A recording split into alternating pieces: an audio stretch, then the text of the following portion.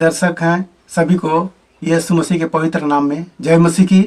मेरे प्यारों, आइए आज मैं आपको प्रभु का वचन सुनाऊंगा और प्रभु का वचन सुनिए और आशीष पाइए। हालेलुया। कृपया मेरे चैनल को सब्सक्राइब करिएगा। तो आइए इस वचन को हम आपको बताते हैं कहाँ से है। तो यह वचन यूहन्ना के किताब से अध्याय 5 से है।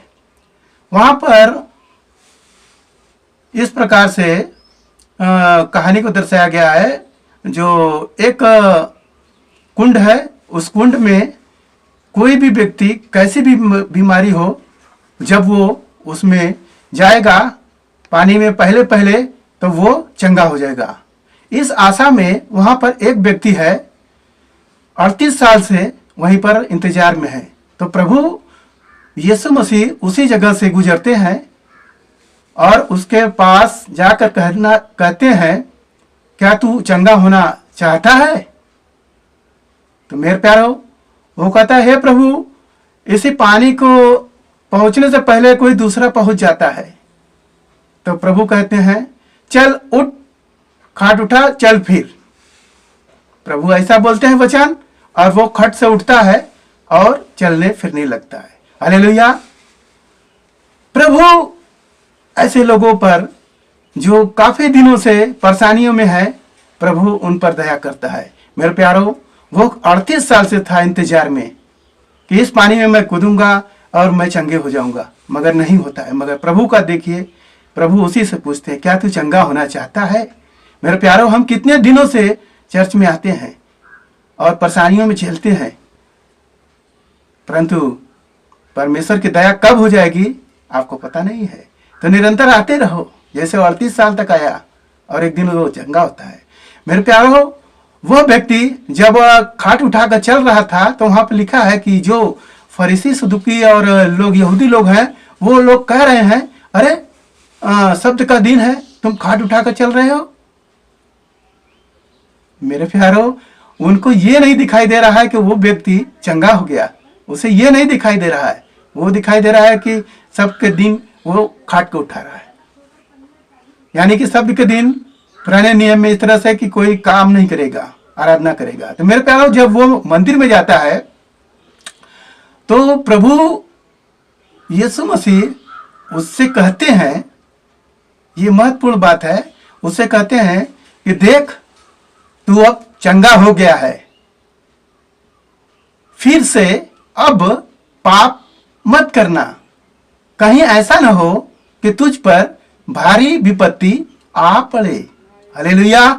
परमेश्वर ने ये वचन बताए, वो बोले कि पाप मत करना। यानी क्या पाप से ही हमारे बीमारी आता है? तो मेरे प्यारों, सचमुच प्रभु जो बोले हैं वो पाप ही है। देखिए, पाप हमारे जीवन में किस प्रकार बीमारी का रूप लिया और प्रभु उसको कैसे चंगे करते हैं। तो मेरे प्यारों, पाप है क्या? किससे पाप होता है? तो आदम हव्वा को देखेंगे। हव्वा और आदम को प्रभु बताए थे कि इस फल को नहीं खाना है, मगर वो लोग क्या करते हैं? उस फल को खाते हैं और वही पाप हो गया। मेरे प्यारों, हमें परमेश्वर की आज्ञाओं को जब हम तोड़ते हैं तो वही पाप होता है। तो हम आज्ञा नहीं तोड़ेंगे, क्योंकि हम प्रभु के पवित्र लहू से धोए हुए पवित्र लोग हैं और प्रभु के वचन को मानेंगे, न कि अपनी बात को उसमें जोड़ देंगे। मेरे प्यारों, हम पाप से बचेंगे। मैं आपको एक छोटी सी गवाही बताऊंगा कि एक औरत थी, प्रभु यीशु मसीह को मानती हुई थी, और वो क्या कर रही थी, जब वो प्रसाद, अशुद्ध वाला प्रसाद जब उसके घर लाए तो उन्होंने ले लिया, लालच करके वो प्रसाद को खा लिया। और खाने के बाद क्या होता है, उसके शरीर में फोड़े फुंसी हो जाते हैं और इतना हो जाते हैं कि वो दवा करते करते थक जाती है। तब एक दिन प्रभु के भवन में आती है और लोगों को बताती है, अपनी पाप को छुपा कर, मगर लोग बता देते हैं कि इसने ऐसा किया था। फिर उसके लिए प्रार्थना होता है और वो भले चंगी हो जाती है। हालेलुया।